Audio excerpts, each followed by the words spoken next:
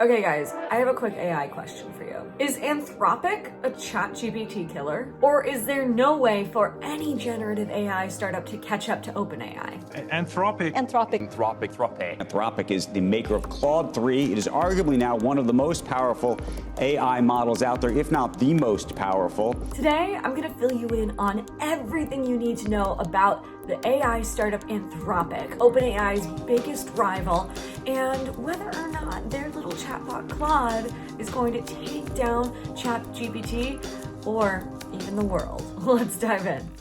Okay. First things first, what is Anthropic? Anthropic is a generative AI startup founded in 2021 that is trying to deploy safe and reliable large language models. But what's different is what you do after. When you train the model, how to be conversational, how to talk to humans, what areas it's good at, how it answers questions. And so we had a team called Claude Character that was focused on the personality of Claude as a model. And that team focused on, again, how to make the model more warm, more human, more engaging. Of course, it also focused on these questions of safety and reliability. It was founded by two siblings and former OpenAI team members, Daniela and Dario Amodei. And these two were pretty senior team members at OpenAI. Daniela was the VP of Privacy and Safety, and Dario was the VP of Research. Now, most of the time when people talk about Anthropic, they talk about Dario. Dario has multiple big shiny degrees from Princeton and Stanford studying physics, and he's worked at Baidu and Google and OpenAI. Frankly, I think people are overlooking Daniela and what she brings to the table. Daniela was an English and poli-sci major with a music minor when she was in college. Daniela worked in global public health, and then she worked in politics with Democrat Matt Cartwright, and then she got jobs in people and safety and privacy at Stripe and OpenAI. And for any of you kids who, like me, thought, oh no, I'm an English major, I majored in the arts, and I can't participate in tech, you're wrong, and Daniela proves it. So right off the bat, I'm pretty impressed with the team. Anthropic has been advertising themselves as the safe generative AI startup of the future, and they constantly advertise that they are building helpful, honest, and harmless AI systems. They even registered Anthropic as a public benefit company. They have stated publicly many times that they're very concerned about privacy and corporate safety, but also their CEO, Dario, has been very publicly talking about how he believes that if we're not careful, generative AI could absolutely destroy the world, but that if we're lucky, it could maybe save it. My chance that something goes quite catastrophically wrong on the scale of human civilization might be somewhere between 10 and 25%. That means is that there's a 75 to 90% chance that this technology is developed and everything goes fine. In fact, I think if everything goes fine, it'll go not just fine, it'll go really, really great. Curing cancer, extending the human lifespan, solving problems like mental illness. This all sounds utopian, but I don't think it's outside the scope. So on one hand, we have some AI doomers in charge of this company, but on the other hand, they are doing everything they can to try to implement the software as safely as possible. So at the end of the day, Dario and Daniela are definitely going for the ethical business route, which personally, I appreciate the attempt. But here's the real question. How do we go about creating better, safer, and ethical AI models? Now, Anthropic is trying to do this by creating something that they call constitutional AI. You used to train, these models to make sure, hey, they're not sort of saying nasty things or they're not replicating bad inherent biases, was you would do this technique called reinforcement learning from human feedback. Reinforcement learning from human feedback is just essentially a way of giving the model grades, right? It's like A+, you said something nice, D-, you said something mean. And so we had this idea of giving the model kind of a broader constitution in the way that you would in a society to basically say, what are ways of behaving and engaging that are good for humans, right, for people, and that don't perpetuate some of the problematic things that might be in training data. AKA, they have given their AI model rules that it always has to follow. But their AI constitution is based off of many real-world documents, including the UN Universal Human Rights documents and Apple's Terms of Service, which frankly just makes me laugh. Like, how do we be ethical? Well, human rights documentation from the UN is a good place to start, but let's also grab Apple's Terms of Service just to spice it up a bit. Like, what a bunch of nerds, but also, why didn't I think of that? But another funny thing about Anthropic is that their approach to building this constitutional AI is also based off of applied physics principles, and that's primarily because Dario and several other of the original founders were all physics nerds who decided to get into this game. Part of the thing that their team was most famous for at OpenAI was two things. First, creating ChatGPT 3, which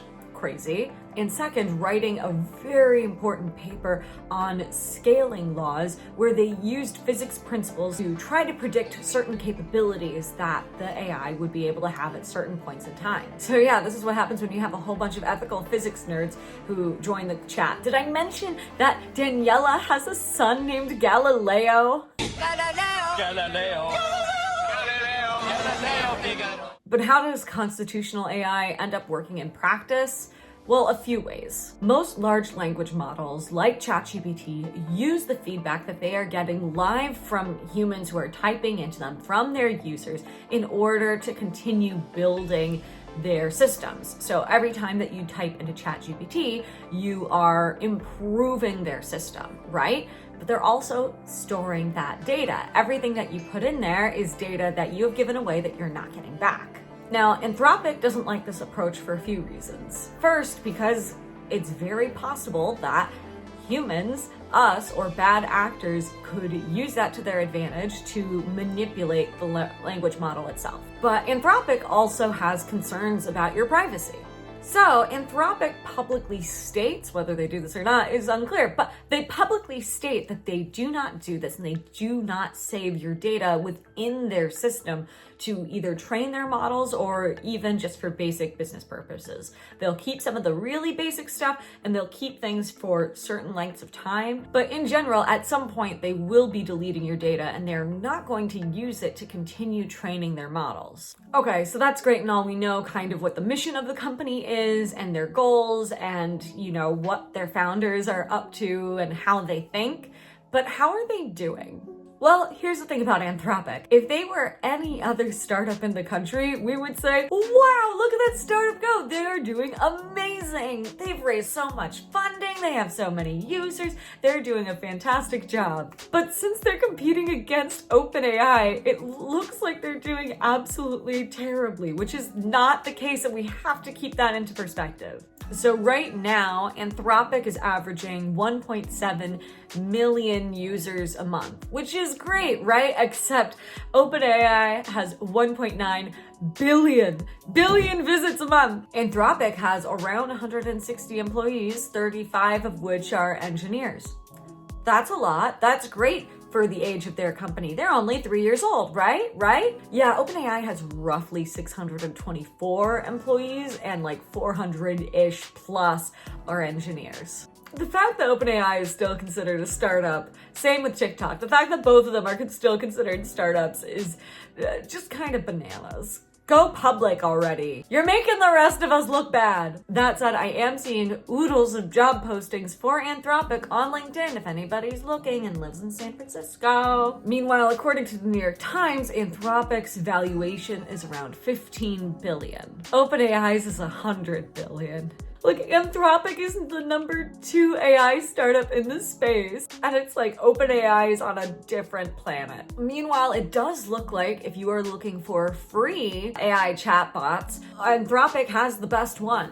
But the thing is, whenever ChatGPT 5 comes out, apparently the scale of that is going to be so enormous that it looks like they're going to be blowing Anthropic out of the water. But all of these AI companies have been pretty secretive behind closed doors, so maybe they have another trick up their sleeves as well. So again, is Anthropic a de facto excellent startup with phenomenal numbers. Yes. Does it look like they are failing compared to OpenAI? Yes. Is that fair? Not really.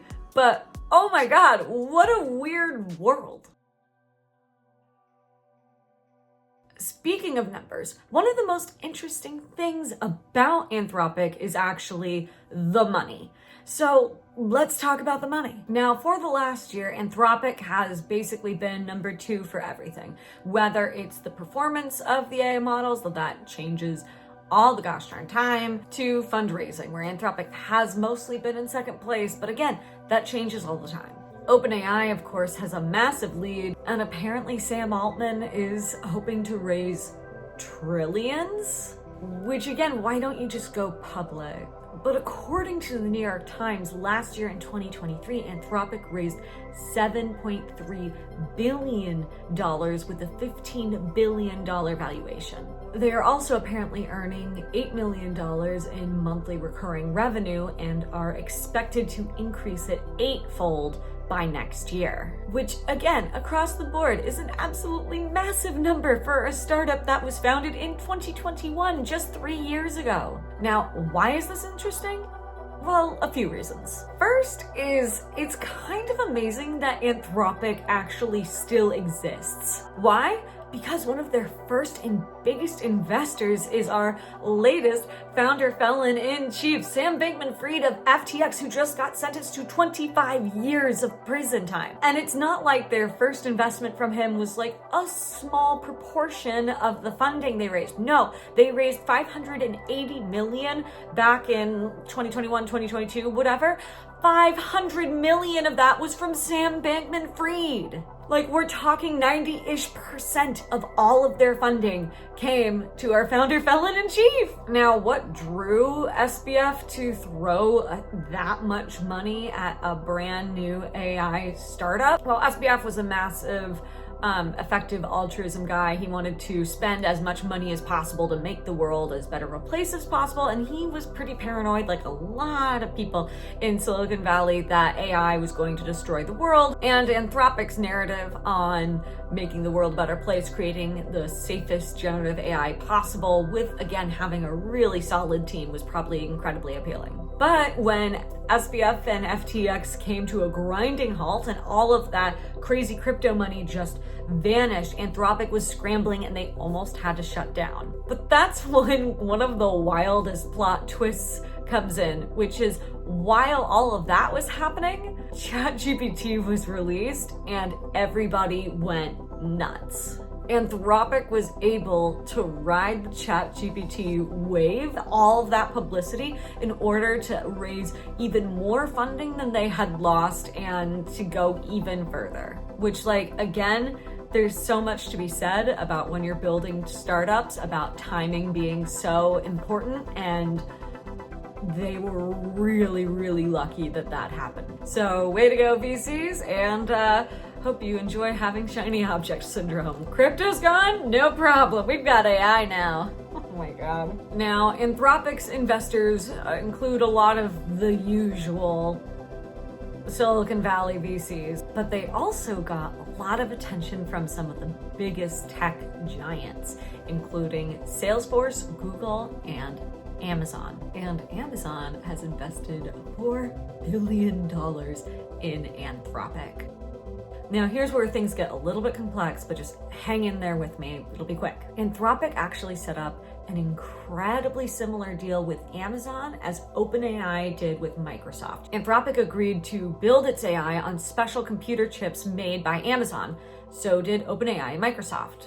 And possibly most importantly, Anthropic is using the vast majority of the funding that it's gotten from Amazon in order to buy more computing power from Amazon. So essentially, Amazon is paying Anthropic to pay them, which is the same deal that OpenAI has with Microsoft. And computing power is one of the most important things that these different AI systems need. It costs a lot, and so these two companies have struck deals with their two mega investors. Now, because of this sort of incestuous financial relationship between Anthropic and Amazon and OpenAI and Microsoft, the FTC, aka the Federal Trade Commission, is officially on the case. And yes, for anybody who watched this show 2 years ago, my fave Lena Khan is back with a new federal inquiry and a splashy new feature on Jon Stewart's The Daily Show. Am I annoyed that Jon Stewart put her on the map instead of me with my video that got almost no views 2 years ago? Yes, I am, but hey,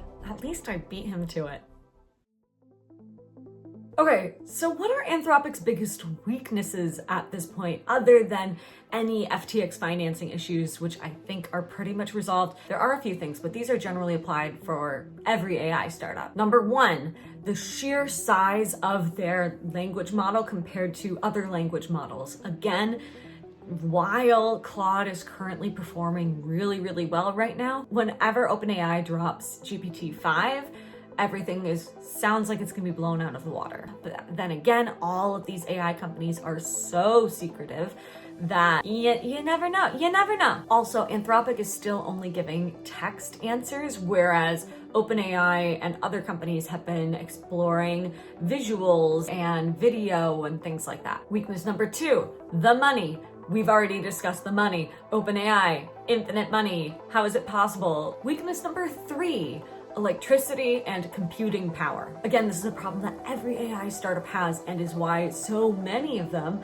are trying to invest in energy companies or building new energy plants. And they need an enormous amount of computing power, which is just very expensive all across the board. And number four, they have a severe lack of consumer awareness. For my own personal surveys that I made on YouTube, LinkedIn, and Instagram, it seems like maybe over 90% of people are using ChatGPT the most, if any of these tools. And I only met a handful of people who are actually using Anthropic regularly. ChatGPT has the name recognition and the users.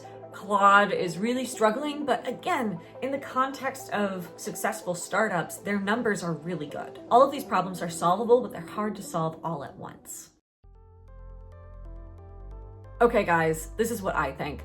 I'm gonna be obnoxious and say that it is too early to make any decision on who's gonna be the winner in the model wars. I know that's really annoying of me to do, but it's true, it is too early. All of these companies are so young. We've got Congress and other governments creating legislation on this way faster than they ever did for social media companies. And we have the FTC doing investigations. There is so much at play here. Things are moving really fast when it comes to the technology. Things are moving faster when it comes to awareness and adoption. And nobody knows what's going to happen. At the moment, on paper, OpenAI is the clear winner of all time. Just the numbers are astronomical in basically almost every regard. But we know from history that sometimes the people who are there first, who are doing best first, are not the clear winners. Think MySpace and Facebook. That said, OpenAI has some pretty sketchy stuff when it comes to the formation of their company. They are still technically a nonprofit with a business segment, but the business segment really is eating up everything else. They could potentially get in big trouble with some mega lawsuits. And frankly, I think there's more evidence against OpenAI and Microsoft for manipulating the markets than Anthropic and Amazon, since the numbers are just so much lower. So it is possible that Anthropic could become the leader in a few years simply by staying out of trouble and OpenAI getting caught in the cookie jar, essentially. And again, MySpace versus Facebook. When I was a kid, MySpace was where all the scary men were. But if you go on Facebook, it's safe because it's private, right? Right. How wrong we were. Could this dynamic of reputations then end up saving Anthropic or pushing them into the lead? Maybe, it's possible. Again, I do think there's more evidence with OpenAI and Microsoft than there is with Anthropic and Amazon. But at the same time, you can't ignore the Amazon factor. Yes, it's possible that Amazon is just trying to beat Microsoft once again, and they're just blindly investing in Anthropic. But the thing is, Amazon historically has done way better at spinning up new parts of their business than the other big tech giants. I'm not a huge fan of like their corporate culture and all that jazz, but they do seem to have more success when it comes to this kind of a thing. Again, too early to tell. I could be a fool. OpenAI has an enormous lead, but it's still compelling to think about. But it's still too early to tell, and you're not gonna get me to say which one's better, huh? But the reality is, if you've got deep pockets and you're looking to invest in one of the biggest AI startups in the world and you feel like being contrarian, wouldn't be a bad idea. Wouldn't be a bad idea. Thank you so much for watching. If you liked this video, please make sure to like and subscribe and hit that bell so that the algorithms can let you know when my next video is posted. And if you don't know who I am, hi, my name is Carolyn, and I've spent the last 7 years working in startups and tech and venture capital, and now I make videos like this and just in general cause trouble. But what are other videos that you guys would like to see? Let me know in the comments. Let me know what you think about Anthropic versus OpenAI and whether Anthropic even has a chance, and I'll see you guys next time. Bye!